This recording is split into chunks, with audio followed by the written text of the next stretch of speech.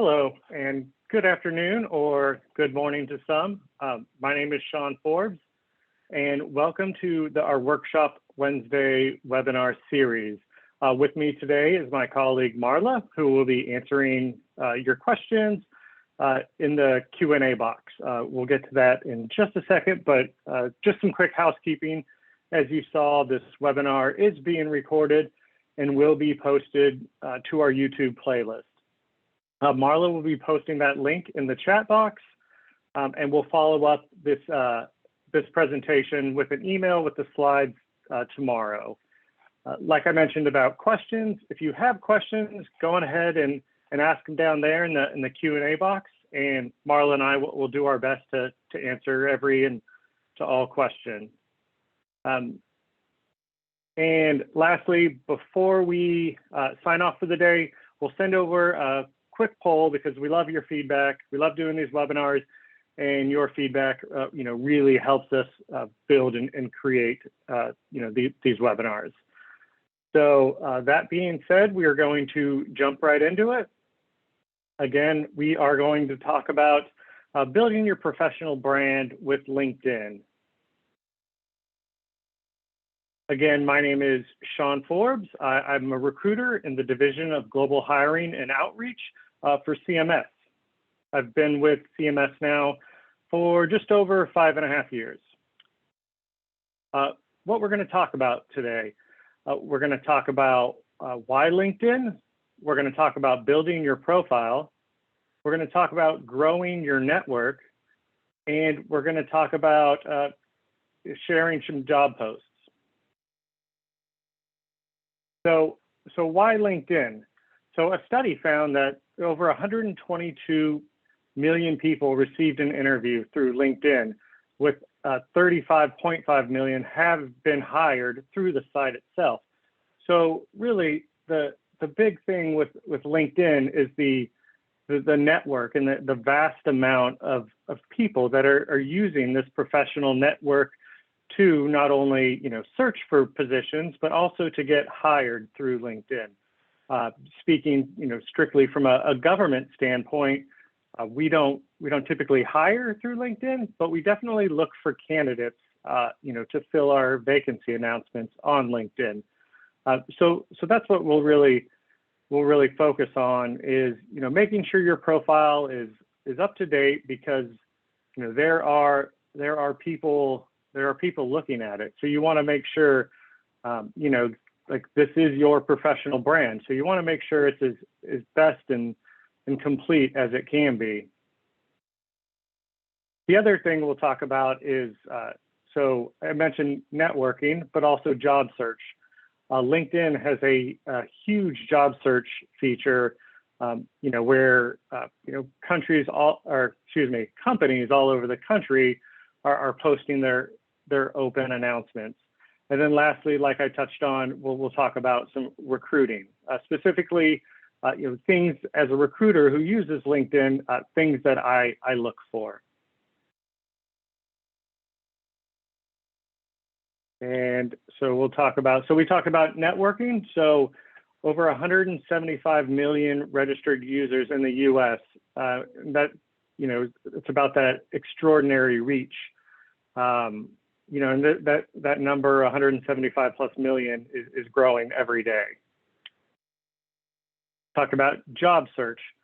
There's over 50,000 remote jobs available in the US right now, and 40 million people are using it to search for jobs each week. And a stat I found on LinkedIn that 3 people are hired every minute on LinkedIn. So there is an incredible job search capability here. And then, like I mentioned, recruiting, 20,000 plus companies are using LinkedIn to recruit, and 94% of recruiters use LinkedIn to vet candidates. And I know, we're part of that. We're part of that statistic, because we at CMS definitely use LinkedIn, to take a look at candidates to help fill our positions. So next, we're going to talk about building your profile. This is the most important piece of your LinkedIn account. This is what everyone sees. So you want to make sure it's up to date. What we're going to do is we're kind of going to change it up. Instead of going through, just a PDF or this presentation, we're just going to switch over to my account. By no means is my account the end all be all, but LinkedIn's features update so rapidly that it's just always helpful to show you all on a live account. So we're going to do that real quick. And switch over.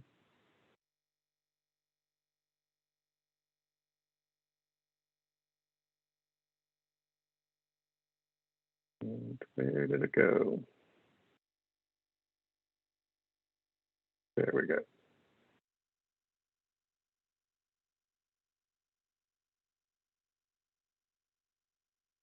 All right, Marla, are you able to see my LinkedIn account? Sure can. Thank you. All right, so this is your standard LinkedIn profile. We're just going to go through and talk about some things. What you can do to your profile. Some tips maybe you didn't know about, yeah, we'll just walk through it. So first off, up here, make sure you add what's called a background or a cover photo, and then a profile photo of yourself. It appears I'm wearing the same exact shirt. But the reason I say that is so LinkedIn's algorithm favors heavily on profile completeness. So the more things you can fill out and the more images you can upload, the better you are going to show up in LinkedIn searches, because LinkedIn is really looking for profile completeness. So add a cover photo. I know there's a stat out there that says profiles with profile pictures are 14 times more likely to show up in search than people who don't upload one. If you're not comfortable with uploading a profile pic, I've seen people that upload pictures of their school, where they went to college, or something else like that. But really, I think LinkedIn's algorithm, like I said, is just looking that there's something there.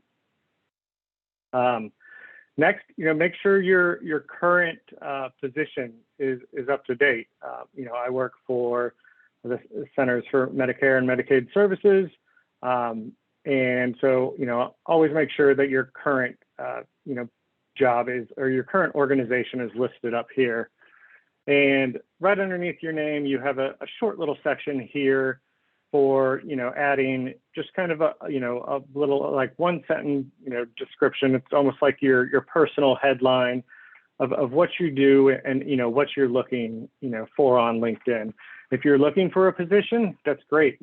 State that. On LinkedIn, I use it a little differently from a recruiting standpoint. So I want people to know that I am in talent acquisition, and and that's where I put that.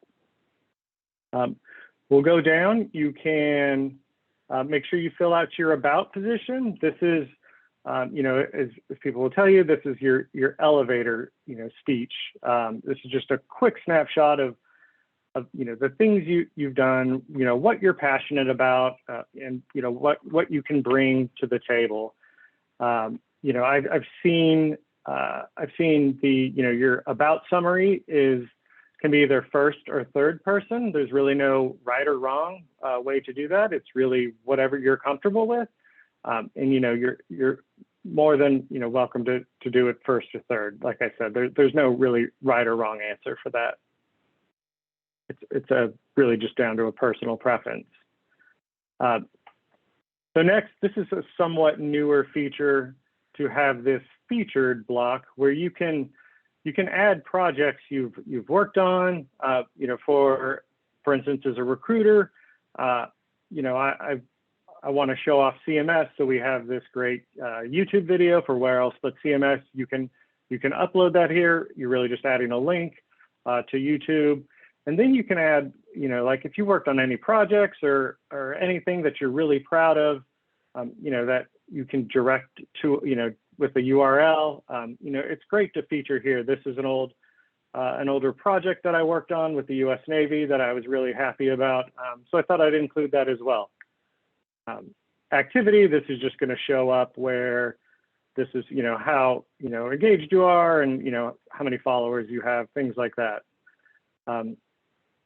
So experience here, this part is key both for you and for the recruiters that are looking at your page. So you want to make sure, this is, first and foremost up to date. And you want to make sure you put, you want to put some information in there. It's not supposed to replace your resume, but also don't be super vague. You want enough information that kind of entices the recruiter to want them to, to reach out to you. So again, just like, a brief description of what you're doing in that, or what you did in that role you worked in. So, just you can go back as far as you'd like. Mine goes back to 97, and you can tailor it to, if you're trying to really just get into a different role, you can just tailor that experience to the role you're looking for. But please make sure you fill this section out, because it is really hard to know what you did just based off of not job descriptions, but job titles. And if you work for the government, our job titles can be super vague sometimes. So always make sure you fill a little bit of that out. Next, make sure your education is up to date, and your license and certifications. Now, if you have any, like IT licenses or certifications, or PMP, or just any other license or certification, you can place that here in this section. This shows up during the recruiter search, so it's always good to see. And if you're looking for just some real, kind of quick things to do, LinkedIn has plenty of online courses that you can take, and then once you complete them, you can just add them directly to your profile. So that's what these three are. They were great courses. And then, it helps with that profile completeness as well.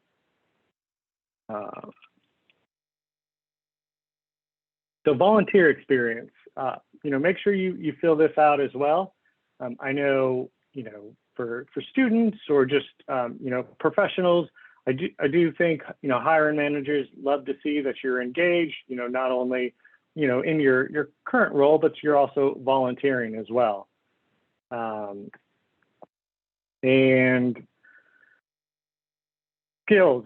So this is one of the parts that I really want to focus on here, because it's really, really important on how you show up in recruiter searches. So, there's this part in your profile where you can add skills.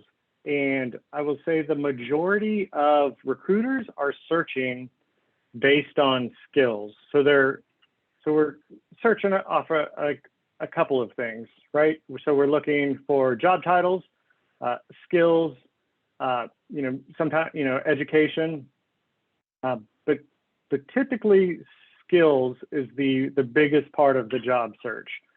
So you want to make sure, whatever industry you're in, and all your experience is really listed out here in the skills, because it really is how you will get picked up in these recruiter searches.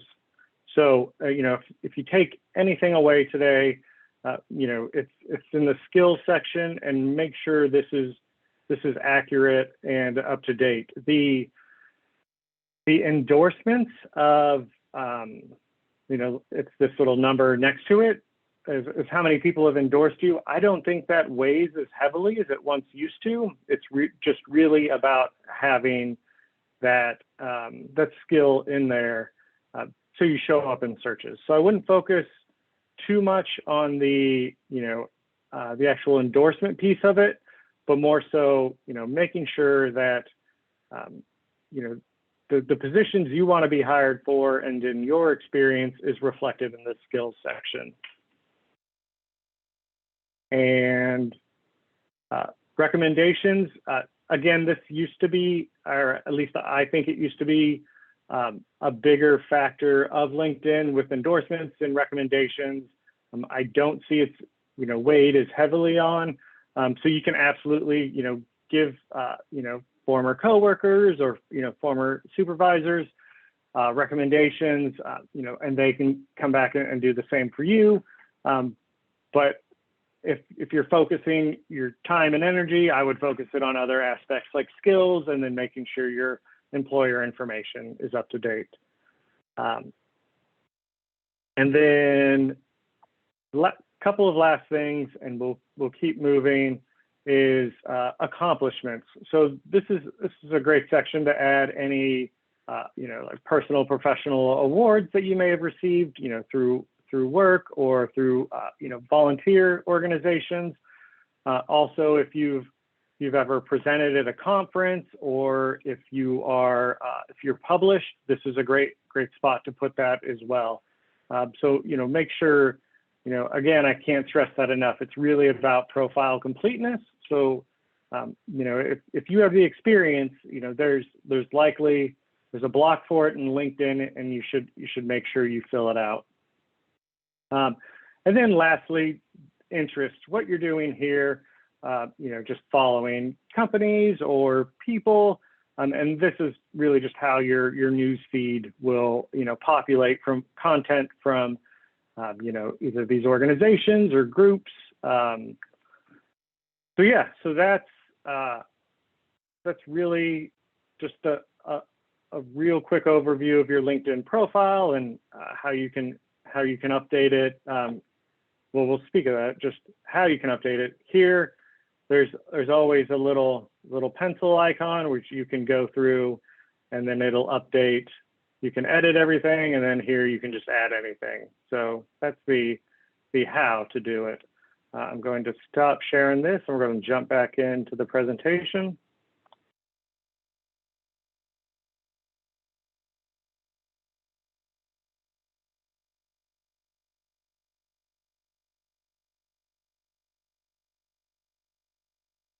And 1 second.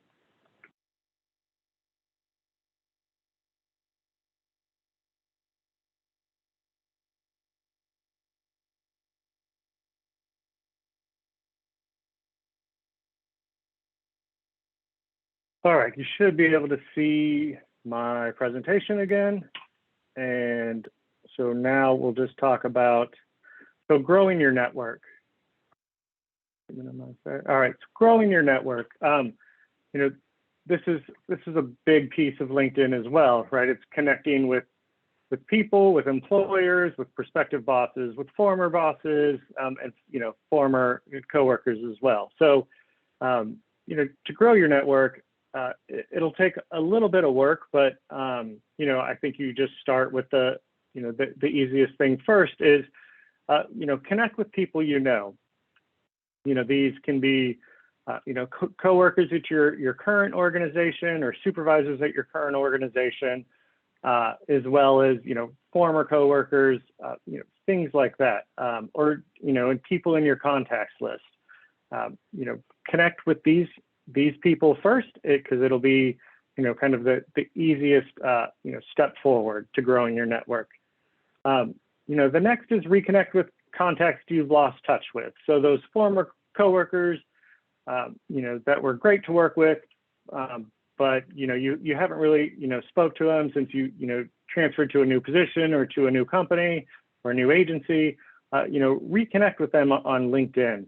It's a great way to grow your network. And then lastly is add new connections. LinkedIn obviously wants you to use their platform, so they are going to give you,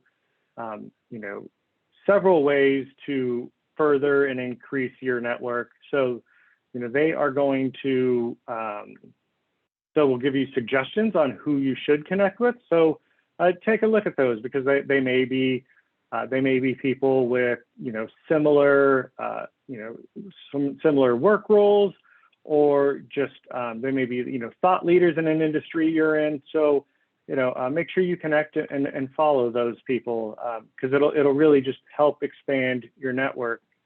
And like I mentioned before, the networking on LinkedIn is huge, because if you're looking to get into an agency or a new organization, or you're just changing jobs, or industries completely, having those networks in that new industry is really helpful. And chances are, through LinkedIn, you'll be able to connect with people. So that's it from me. You can connect with me here on LinkedIn under Sean P. Forbes, and I will stop sharing my screen. I know we have a few notes for afterwards, and I can also check in with Marla to see if we have any questions. We do. We have a couple of great questions that came in that I thought would be beneficial for the entire audience. So the first one is about the headline. So the information that goes right under their name. Somebody asked, is it appropriate for job seekers to list seeking new opportunities in their headline? And what's the best way to word it, if so? Excuse me, and absolutely, great question. So yes, it is absolutely appropriate to list, seeking new opportunities as your headline. And while you mentioned that, and I completely forgot to mention, so LinkedIn over your profile photo has almost a filter that will go on top of it. That it's kind of like a little circle that says at the bottom that says open to new opportunities. So that immediately will let recruiters know that this person is, actively searching in the LinkedIn space, and is definitely open to new opportunities. As far as how to phrase it, I think you phrased it perfectly. Open to new opportunities, or actively, searching for a role in whatever industry, or whatever job title you're looking for. I think you can absolutely add that. That's a great question. Awesome, thanks. So we had another one that came in, and also about the header, and wanted to know how searchable that is from the recruiter standpoint, indicating that they don't show up in a lot of searches, and wondering how searchable that header is. So yeah, so another great question. So this will show up. So if we search by keywords, so we can search by skills or keywords. So if you fill out that information there in your headline as well, and we're searching by keywords, that it'll definitely pull that in. So the keyword search essentially scans, any keyword off your entire profile. Awesome. Great question again. So we have a few more coming in, and feel free to keep them coming. Sean's doing a fantastic job. So the next one came from another attendee asking, do you recommend to follow the companies when you find an interesting job offer from them? Does it increase the chance for them to see you? I think he meant job, but like that's an interesting question. So yeah, that's an interesting question. Yes and no. So there will be, if a recruiter is searching for you, there will be, like, underneath your name, it will say like, this person follows your company, or this person has, like posted on your, or engaged with your company in some way. I don't know how heavily that favors in the mind of hiring managers, but I think for recruiters, it definitely lets us know that you're active and you're interested, in the organization. I will say as, somebody that may be prepping for an interview, following them on LinkedIn and then, doing some company research, on LinkedIn, I think would really help, because it's always good to be knowledgeable about the company you're interviewing with. Great question. Awesome. The next question is, if someone is a graduate student with previous experience in their field, should they label themselves as a student or refer to the title in which they are aspiring to?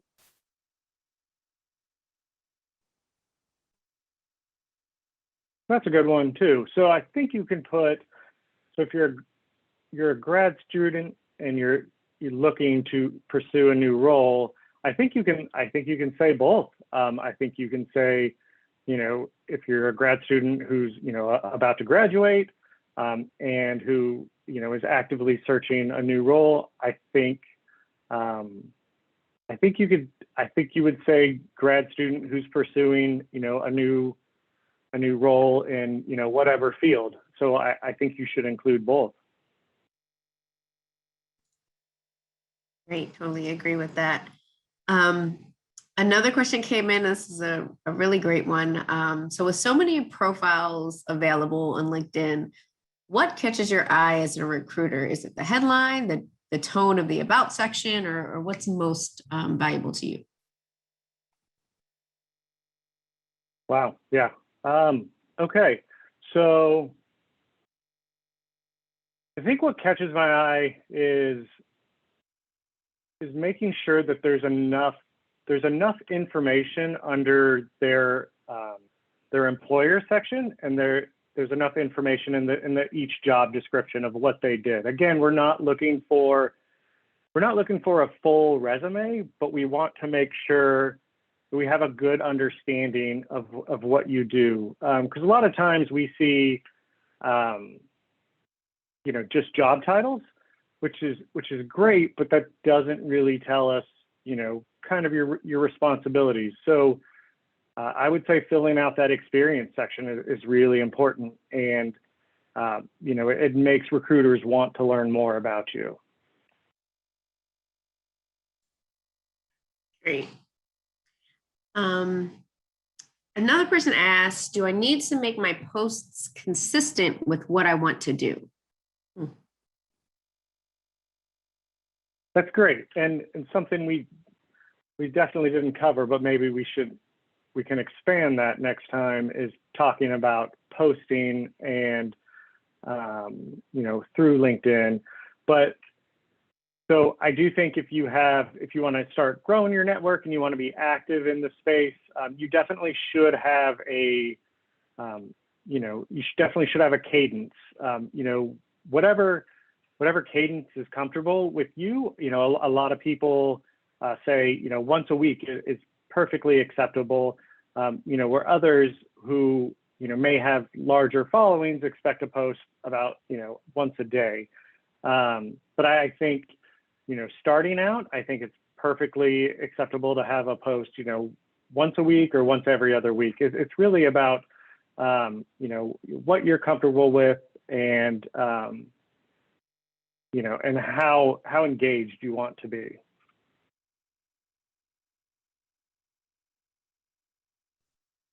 Great. And we have one more that recently came in. They are still coming in, but we have one more right now.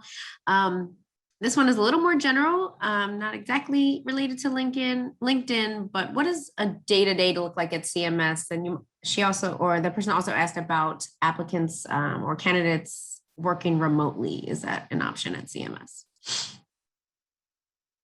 Gotcha. So I think that's one of the great things about CMS is your day-to-day will vary, greatly depending on, what field you're in, what center you work for, whether you're, a health communication specialist or, a health insurance specialist. If you're working on policy, or you're, working, in, advertising for the agency to, promote these policies. So it's really hard to nail down what exactly, what everyone does, but I will say I think we're all very passionate about the work that we do at CMS. So, you know, you'll definitely get that, you know, from your day to day is just finding, you know, passionate employees who are really, you know, excited about the agency's mission. And then what was the second part of that? Asked about working remotely. Oh, great. So working remotely. So I would say the majority of us are all still working remotely right now. You know, we all, with the expectation that we'll return to the office at some point. We don't have a hard date for that yet.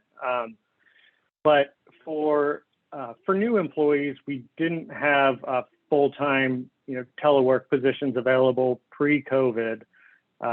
You typically had to be on board for a year and then apply, you know, with your supervisor's approval for full-time telework.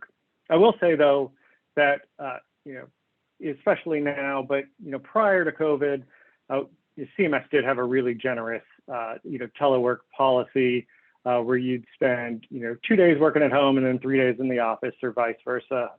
So I think just generally speaking, CMS's telework policy has been great. But yeah, so right now I would just say that we're all working remotely, but with the expectation that we'll return to the office at some point in time. Great question. Thanks, Sean. We did have one more come in. And this is asking if you could go a little more into about how the LinkedIn experience descriptions should differ from your resume descriptions. Great. So I think your resume will, you know, you'll want to capture. So I'll back up there. So you can check out this this section on federal resumes, which we have on our YouTube channel, which Marla shared. But there's a big difference between a federal resume and a private sector resume. Whereas within the federal sector, within the federal resume, you can definitely add a lot more than you would in a private sector resume. So speaking from a federal resume standpoint, you wouldn't want to put all of that information in your LinkedIn profile. So I would say for your experience, it would be, I think, just a paragraph that describes what you do for that organization, and then maybe some bullet points that follow if you want to, you know, call out any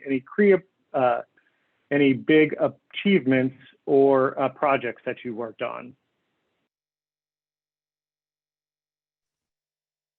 Great insight on that. Thanks, Sean. And that is all we have. Wow, thanks everyone for the questions and hanging out with us today. It was really great. We, Marla and I, and the CMS and OHC, we really love presenting these. I know we're about to launch a poll to get your feedback. So please lend us your feedback. It really helps build and create these our workshop Wednesdays. And we have, while you're doing the poll, I will pitch another. So we have another workshop webinar Wednesday, and our next one will be Inside the Manager's Mind. It's the all elusive question: what do managers want? We talked a little bit about it today, but be sure to register and sign in on August 4th, same time at noon Eastern Standard Time.